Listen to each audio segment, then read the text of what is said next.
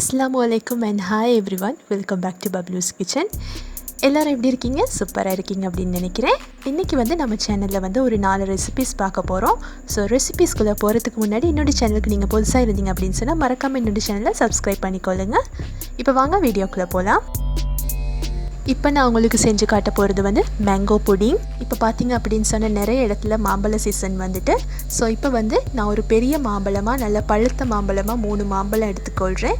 அதை நல்லா வாஷ் பண்ணிவிட்டு அதில் உள்ள தோலெல்லாம் ரிமூவ் பண்ணிவிட்டு அதில் உள்ள சதை பீசஸை மட்டும் எடுத்து நான் அதை சின்ன சின்ன குட்டி குட்டி பீசஸாக வெட்டி அதை நான் கிரைண்டரில் ஆட் பண்ணிக்கொள்கிறேன்.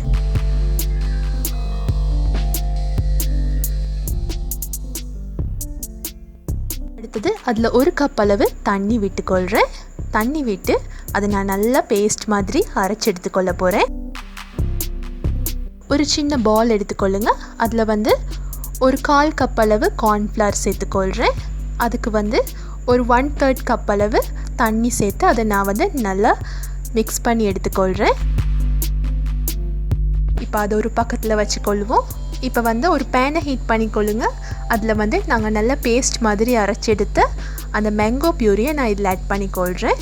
ஆட் பண்ணிவிட்டு இதை நல்லா கொதிக்க விடுங்க. உங்களுக்கு தேவையான அளவு சீனி ஆட் பண்ணிக்கொள்ளுங்க. நான் ஒரு 2 டேபிள் ஸ்பூன் சீனி தான் ஆட் பண்ணேன். பிகாஸ் இந்த மாம்பழமே நல்லா இனிப்பாக இருந்துச்சு. ஸோ அதனால் நான் ஒரு 2 டேபிள் ஸ்பூன் அளவு தான் சீனி ஆட் பண்ணிக்கொண்டேன். பாருங்கள், நல்லா கொதித்து நல்லா மிக்ஸ் பண்ணிக்கொள்ளுங்க. இப்போ தேவையான அளவு வெனிலா எசன்ஸ் ஆட் பண்ணிக்கொள்கிறேன். உங்கள்கிட்ட மேங்கோ எசன்ஸ் இருந்துச்சு அப்படின்னு சொன்னால் நீங்கள் மேங்கோ எசன்ஸ் கூட ஆட் பண்ணிக்கொள்ளலாம். இப்போ நாங்கள் கரைச்சி வச்ச அந்த கார்ன்ஃப்ளவரை நான் இதில் சேர்த்துக்கொள்கிறேன். இதை நல்லா சேர்த்துட்டு இதை நல்லா மிக்ஸ் பண்ணிக்கொள்ளுங்க. இது எங்களுக்கு நல்லா கொதிச்சு நல்லா திக்கான ஒரு கன்சிஸ்டன்சியில் வரணும். இப்போ நான் இதில் ஒரு 1/4 கப் அளவு பால் சேர்த்துக்கொள்கிறேன். பால் உங்களுக்கு விருப்பப்பட்டால் சேர்க்கலாம். அப்படி உங்களுக்கு பால் இல்லைன்றாலும் பிரச்சனை இல்லை. நீங்கள் நார்மலாக இப்படியே நீங்கள் புடிங்க செஞ்சு எடுத்துடலாம். பால் ஆட் பண்ணிங்க அப்படின்னு சொன்னால் ஒரு மில்கி டேஸ்ட் வரும். அதுக்கு தான் ஒரு ட்ரே எடுத்துக்கொள்ளுங்க. அதில் கொஞ்சம் எண்ணெய் தடவிக்கொள்ளுங்க. பாருங்கள், நல்லா திக்காக இந்த மாதிரி ஒரு புடிங் கன்சிஸ்டன்சியில் இதை நாங்கள் இப்போ இந்த ட்ரேயில் ஊற்றி நல்லா ஃப்ரிட்ஜில் வச்சு செட் ஆனதுக்கப்புறமா எடுத்து சாப்பிட்டோம் அப்படின்னு சொன்னால் மஸ்ட் ட்ரை ரெசிபி. இது கண்டிப்பாக செஞ்சு பாருங்கள், ரொம்ப நல்ல டேஸ்ட்டாக இருக்கும். இப்போ மாம்பழ சீசன் அப்படின்றதால நீங்கள் இந்த ரெசிபி நீங்கள் கட்டாயம் செஞ்சு பார்க்கணும். சூப்பராக இருக்கும். சூஸ் பண்ணுற மாம்பழம் நல்ல கலராக நல்ல இனிப்பாக இருக்கிற மாம்பழத்தை சூஸ் பண்ணிங்க அப்படின்னு சொன்னால் இந்த புடிங் சூப்பராக வரும். இதை பார்த்தீங்க அப்படின்னு சொன்னால் இது நிறைய பேருக்கு தெரிஞ்சிருக்கும், நிறைய பேருக்கு தெரிஞ்சிருக்காது. இது இங்கிலீஷில் சொல்லுவாங்க ஐஸ் ஆப்பிள் அப்படின்னு சொல்லி, தமிழில் இதுக்கு நுங்குன்னு சொல்லுவாங்க. இது பார்த்தீங்க அப்படின்னு சொன்னால் இப்போ வெயில் காலத்துக்கு ஏற்ற ஒரு பழம் தான் இது. பார்த்திங்க அப்படின்னு சொன்னால் உள்ளுக்கு பல்ப் இருக்கும். சிலதில் 3 கண் இந்த மாதிரி கண் இருக்கும். சிலதில் 2 கண் இருக்கும். இந்த மாதிரி பெரிய பெரிய பழத்தில் பார்த்திங்க அப்படின்னு சொன்னால் 3 கண் இருக்கும். அதில் உள்ளுக்கு கையால் அதை அப்படியே தோண்டி சாப்பிட்டிங்க அப்படின்னு சொன்னால் சூப்பராக இருக்கும். ரொம்ப இனிப்பாக இருக்காது, ஒரு அளவான இனிப்பில் இருக்கும். இது சூப்பராக இந்த வெயிலுக்கு சொல்லப்பட்ட சாமான் தான் இது. இது கொழும்பில் கிடைக்கிறது கஷ்டம். எங்களுக்கு நானே இன்றைக்கி தான் ஃபஸ்ட் டைம் இதில் ஜூஸ் போட்டு குடிக்க போகிறேன். இது எங்களுக்கு மன்னார்லேருந்து கிடச்சிது. ஸோ இதை நாங்கள் இன்றைக்கி ஜூஸ் போட்டு எடுத்துக்கொள்ள போகிறோம். ஒரு 10, 12 காய் கிடச்சிது. ஸோ அதை தான் நாங்கள் இப்போ கட் பண்ணிகிட்ருக்கோம். நான் இன்ஸ்டாகிராமில் போஸ்ட் பண்ணியிருந்த நேரம் நிறைய பேர் கேட்டிருந்தீங்க, எங்கே எடுக்கலாம் சிஸ் இது கிளம்புல அப்படின்னு சொல்லிட்டு. கிளம்புல எங்கே எடுக்கலாம் அப்படின்னு சொல்லிட்டு எனக்கும் தெரியலை. எனக்கு தெரிஞ்ச வரைக்கும் கிளம்புல இது எடுக்கிறதுக்கு கிடைக்காது. பாருங்கள், இந்த பல்ப் எல்லாத்தையுமே நான் தோண்டி எடுத்துட்டேன். 12 காயிலையுமே எங்களுக்கு கிடைச்சது இந்த அளவான ஒரு பல்ப் தான். ரொம்ப இனிப்பாக இருக்காது, ஆனால் குடிக்கிறதுக்கு ரொம்ப இன்பமாக நல்ல சுவையாக இருக்கும். இப்போ எல்லாத்தையுமே நம்ம க்ளீன் பண்ணிடலாம். க்ளீன் பண்ணி வச்சுட்டு இதை இந்த பல்ப்பை வச்சு எப்படி ட்ரிங்க் பண்ணுறது அப்படின்னு சொல்லிட்டு பார்ப்போம். இப்போ ஒரு ஜார் எடுத்துக்கொள்ளுங்க. அதில் நாங்கள் எடுத்து வச்ச அந்த பல்ப்பை நான் அதில் ஆட் பண்ணிக்கொள்கிறேன். நீங்கள் பல்ப்பை சின்ன சின்ன பீசஸாக கட் பண்ணிவிட்டு அதில் ஆட் பண்ணிக்கொள்ளலாம். இல்லாட்டி முழுசாகவே கொஞ்சம் மசிச்சு விட்டுட்டு அதில் ஆட் பண்ணிக்கொள்ளலாம். இப்போ என்கிட்ட முழு நன்னாரி வேர் இருந்தது. ஸோ அதை இடித்து விட்டுட்டு தண்ணியில் போட்டு ஒரு 3 ஹவருக்கு ஊற வச்சேன். ஸோ எங்களுக்கு நேச்சுரலான அந்த நன்னாரியோட ஃப்ளேவர் கிடைச்சிது. ஸோ அதனால் நான் இப்படி தண்ணியை ஆட் பண்ணிக்கொள்கிறேன். உங்களுக்கு நேச்சுரலான வேர் கிடைக்கலாட்டி நீங்கள் நன்னாரி சிரப் இப்போ கடையில் விற்கிறாங்க. ஸோ அதை வாங்கி நீங்கள் அதில் ஆட் பண்ணிக்கொள்ளலாம். நான் நேச்சுரலாக போட்டால் நல்லாயிருக்கும் அப்படின்றதுக்காக வேண்டி நேச்சுரலாக எங்கள்கிட்ட இருந்த வேரை வந்து நான் வந்து ஊற போட்டு அதில் உள்ள தண்ணியை நான் இதில் ஆட் பண்ணிவிட்டு இன்னும் கொஞ்சம் எக்ஸ்ட்ரா தண்ணியும் நான் இதில் வந்து ஆட் பண்ணிக்கொள்கிறேன். பண்ணிவிட்டு தேவையான அளவு சீனி ஆட் பண்ணிக்கொள்ளுங்க. அதுக்கப்புறமா கொஞ்சம் உப்பு ஆட் பண்ணிக்கொள்ளுங்க. அதுக்கப்புறம் நல்லா மிக்ஸ் பண்ணிக்கொள்ளுங்க. உங்களுக்கு தேவையாக இருந்தால் நீங்கள் வந்து இப்படியே குடிக்கலாம். அப்படி இல்லாட்டி வந்து நான் கொஞ்சம் கலர் ஆட் பண்ணிக்கொள்கிறேன். யூஸ்வலாகவே நன்னாரி சிரப்ட கலர் வந்து எல்லோ கலரில் இருக்கும். என்கிட்ட எல்லோ கலர் இல்லை, அதனால் வந்து லைட் பிங்க் கலர் நான் ஆட் பண்ணிக்கொண்டேன். கொஞ்சம் கலர்ஃபுல்லாக இருக்கட்டும் அப்படின்னு சொல்லிட்டு. ஸோ இதை வந்து ஆட் பண்ணியாச்சு. நீங்கள் குடிக்கிறதுக்கு முதல்ல வந்து கொஞ்சம் லைம் ஜூஸ் கொஞ்சம் விட்டிங்க அப்படின்னு சொன்னால் சூப்பராக இருக்கும். கொஞ்சம் ஐஸ் க்யூப்ஸ் போட்டு நீங்கள் சர்வ் பண்ணி பாருங்கள். நான் குடித்ததுலேயே பெஸ்ட் ட்ரிங்க்ஸ் நான் இதுன்னு தான் சொல்லுவேன். சூப்பராக இருந்துச்சு. நான் ஃபஸ்ட் டைம் ட்ரை பண்ணி பார்த்தேன். அந்த அளவு சூப்பராக இருந்தது. பழம் உங்களுக்கு கிடைச்சிது அப்படின்னு சொன்னால் இதை வந்து விட வேணாம். கட்டாயம் இந்த மாதிரி ஒரு ட்ரிங்க் பண்ணி குடிச்சு பாருங்கள். சூப்பராக இருக்கும். அதுவும் இந்த வெயிலுக்கு வந்து சொல்லவே தேவையில்லை, அருமையாக இருந்தது. கருவேப்பிலை வந்து எங்களுக்கு நோம்பு நேரம் மட்டும் இல்லை, கருவேப்பிலை ரம்பை எல்லாமே எல்லா நேரத்துலையுமே யூஸ் பண்ணக்கூடியது. அதுவும் கஞ்சிக்கு பார்த்திங்க அப்படின்னு சொன்னால் ரம்பை கருவேப்பிலை எல்லாம் ரொம்ப கூடுதலாகவே தேவைப்படுறது. நான் ரம்பையை வந்து ரம்பை கருவேப்பிலை ரெண்டையுமே வாஷ் பண்ணிவிட்டு கருவேப்பிலை எல்லாத்தையுமே உருவிட்டு ரம்பையை வந்து சின்ன சின்ன பீஸாக கட் பண்ணிவிட்டு இப்போ வந்து அதை நான் நல்லா காய வச்சுருக்கேன் கழுவிட்டு. ஸோ காய வச்சுட்டு இந்த மாதிரி ஒரு பாக்ஸ் எடுத்துகிட்டு கீழே வந்து டிஷ்யூ பேப்பர் போட்டுட்டு அதுக்கு மேலே வந்து கொஞ்சம் கருவேப்பிலை போட்டுட்டு அதுக்கப்புறமா வந்து மேலே இன்னொரு டிஷ்யூ பேப்பர் போட்டுட்டு அதுக்கு மேலே இன்னும் கொஞ்சம் கருவேப்பிலை போட்டு மேலே இன்னொரு டிஷ்யூ பேப்பர் போட்டு மூடி வச்சோம் அப்படின்னு சொன்னால் எவ்வளோ நாளாலும் கெட்டு போகாது. நல்லா பச்சை பசேல்னு இருக்கும் கருவேப்பிலை. உங்களுக்கு நீங்கள் வேண்டாம் ட்ரை பண்ணி பாருங்கள். அதே மாதிரி ரம்பையையும் எல்லாத்தையும் ஒரு பேக்கில் போட்டுட்டு எடுத்து வச்சிங்க, அப்படி இல்லாட்டி ஒரு பாக்ஸில் போட்டு எடுத்து வச்சிங்கன்றாலும் அதுவும் அப்படி நல்லாயிருக்கும்.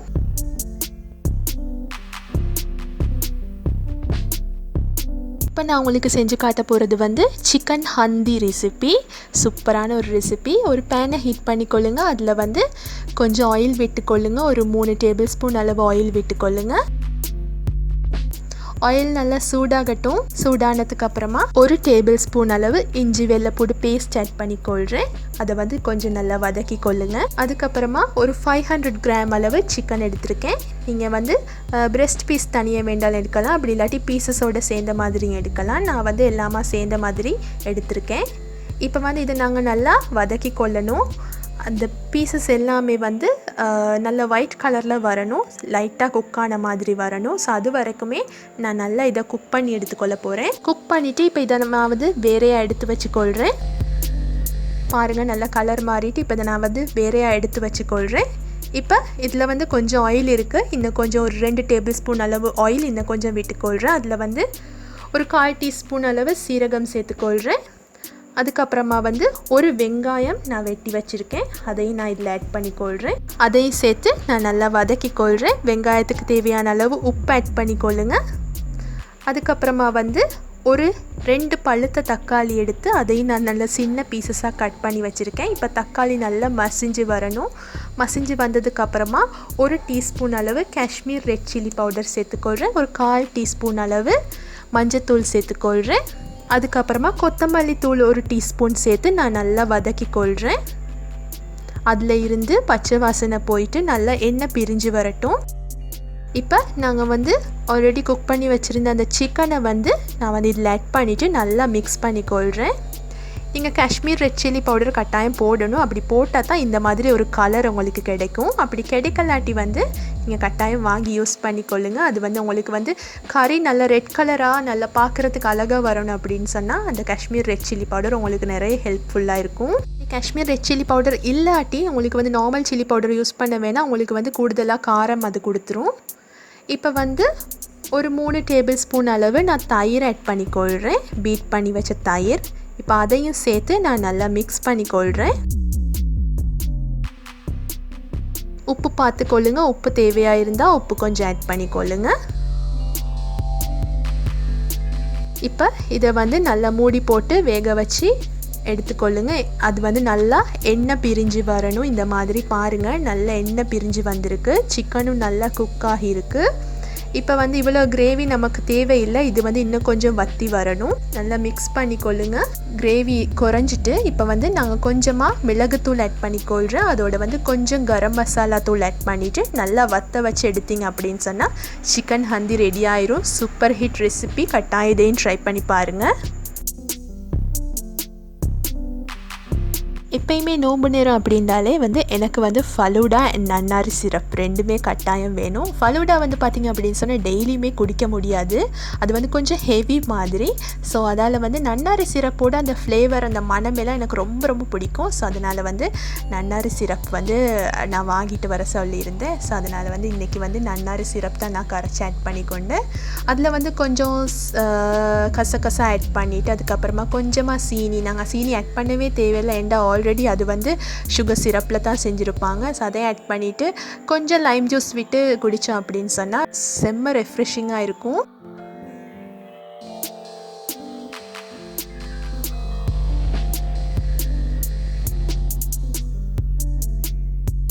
இது நான் உங்களுக்கு செஞ்சு காட்ட போகிறது வந்து பெப்பர் ஃபிஷ் கறி. அதுக்கு வந்து ஒரு பேனை ஹீட் பண்ணிக்கொள்ளுங்க. அதில் வந்து 1.5 டீஸ்பூன் அளவு மிளகு சேர்த்துக்கொள்கிறேன், 1/2 டீஸ்பூன் அளவு கொத்தமல்லி, அதோட வந்து ஒரு 1/4 டீஸ்பூன் அளவு வெந்தயம் சேர்த்துக்கொள்கிறேன்.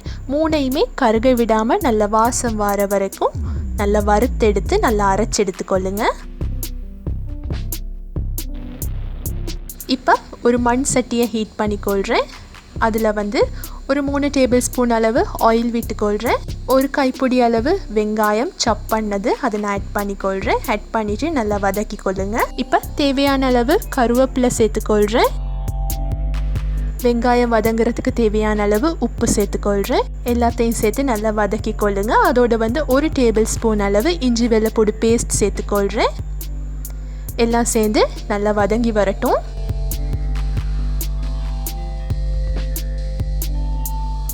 இப்போ ஒரு பெரிய தக்காளி, பழுத்த தக்காளி நான் வந்து அதையும் கட் பண்ணி வச்சுருக்கேன். இப்போ அதையும் நான் சேர்த்துக்கொள்கிறேன். இப்போ நம்ம அரைச்சி வச்ச அந்த பேஸ்ட்டை நான் வந்து கொஞ்சம் தண்ணி விட்டு கலக்கி அதோடு சேர்த்துக்கொள்கிறேன். இப்போ நீங்கள் வந்து அந்த மிக்சர்லையும் கொஞ்சம் ஒட்டிகிட்டு இருக்கும். ஸோ அதுக்கும் ஒரு 1/4 கப் அளவு தண்ணி சேர்த்து அதையும் நல்லா அலசி இதில் வந்து விட்டுக்கொள்ளுங்க.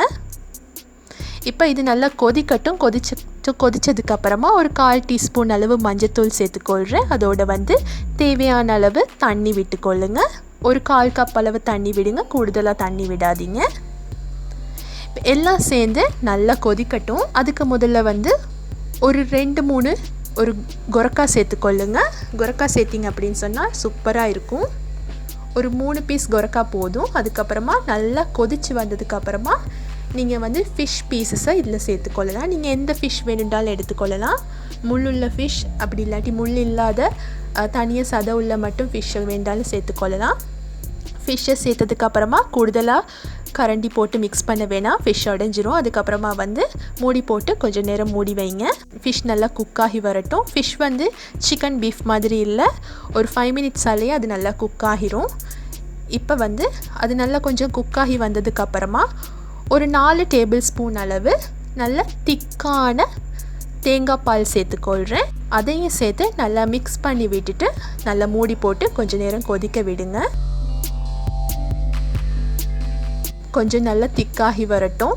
அவ்வளோதான், சூப்பரான ஒரு நல்ல ஒரு ரெசிபி. நீங்கள் கட்டாயம் ஃபிஷ் வாங்கினா இந்த மாதிரி செஞ்சு பாருங்கள், சூப்பராக இருக்கும்.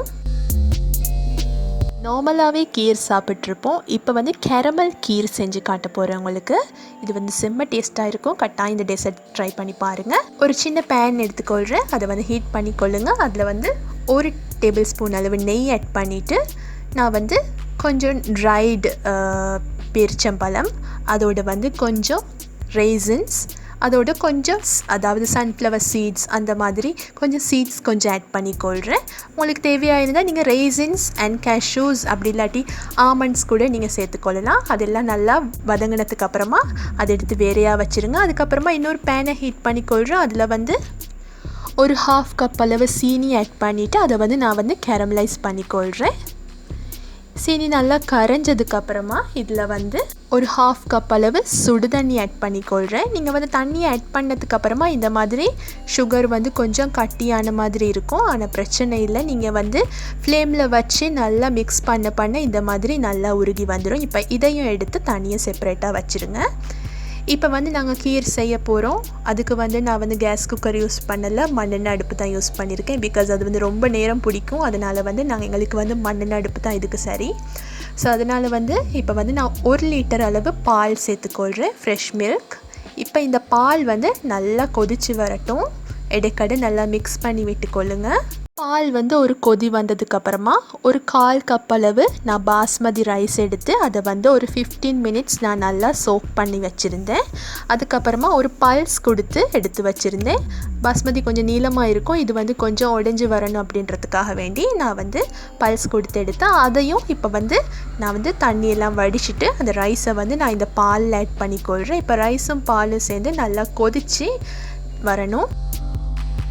செஞ்சு வச்சுருந்த அந்த கேரமல் மிக்ஸை நான் இதில் சேர்த்துக்கொள்கிறேன். கட்டியாக இருந்தால் பிரச்சனை இல்லை, கட்டியாக இருக்கிறதோட வந்து நீங்கள் அதில் சேர்த்துக்கொள்ளுங்க. நாங்கள் வந்து பால் கொதிக்க கொதிக்க அது வந்து கட்டி எல்லாமே கரைஞ்சிரும். அதுக்கப்புறமா வந்து நான் செஞ்சு வச்சுருந்த அந்த மிக்ஸ் பண்ணின அந்த நட்ஸ் அண்ட் சீட்ஸை நான் வந்து இதில் சேர்த்துக்கொள்கிறேன். அதுக்கப்புறமா ஒரு 2 பிஞ்ச் அளவு ஏலக்காய் தூள் சேர்த்துக்கொள்கிறேன். எல்லாத்தையும் சேர்த்து நல்லா மிக்ஸ் பண்ணிக்கொள்ளுங்க. பார்த்தீங்க அப்படின்னு சொன்னால் அந்த கேரமல் கலர் அப்படியே அந்த பாலில் வரும். இதெல்லாம் சேர்ந்து நல்லா கொதித்து ரைஸும் நல்லா குக்காகி ஒரு மாதிரி பாயாசம் பதத்தில் வரும், நல்லா திக்கான ஒரு பதத்தில்.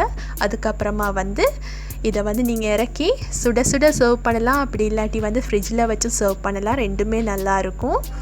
இது வந்து கொஞ்சம் கூடுதலான டைம் பிடிக்கும். ஏன் அப்படின்னு சொன்னால் வந்து இது வந்து ரைஸ் வந்து பாலில் வந்து குக் ஆகிறதுக்கு டைம் எடுக்கும். இப்போ வந்து கேஸ் முடிஞ்சால் எடுத்துக்கொள்கிறது ரொம்பவே கஷ்டம். ஸோ அதனால் வந்து அதை அப்படியே தூக்கி நான் வந்து மண்ணெண்ணெய் அடுப்பில் செஞ்சுட்டேன். ஸோ அதனால தான் நான் சொன்னேன், உங்களுக்கு வந்து கேஸ் ப்ராப்ளம் இல்லாட்டி நீங்கள் வந்து கேஸ்லேயே செஞ்சு எடுத்துக்கொள்ளலாம். கொஞ்சம் டைம் பிடிக்கும், அவ்வளோதான். சூப்பராக இருக்கும். கண்டிப்பாக இது ட்ரை பண்ணி பாருங்கள். இவ்வளோ தான் என்னோடய ரெசிபீஸ். உங்களுக்கு பிடிச்சிருக்கும் அப்படின்னு சொல்லி நினைக்கிறேன். பிடிச்சிருந்தா கட்டாயம் வீடியோக்கு உங்கள் லைக்ஸை கொடுங்க. இதே மாதிரி இன்னொரு நல்ல வீடியோவில் உங்களை எல்லாருமே சந்திக்கிற வரைக்கும் டேக் கேர் அண்ட் பை.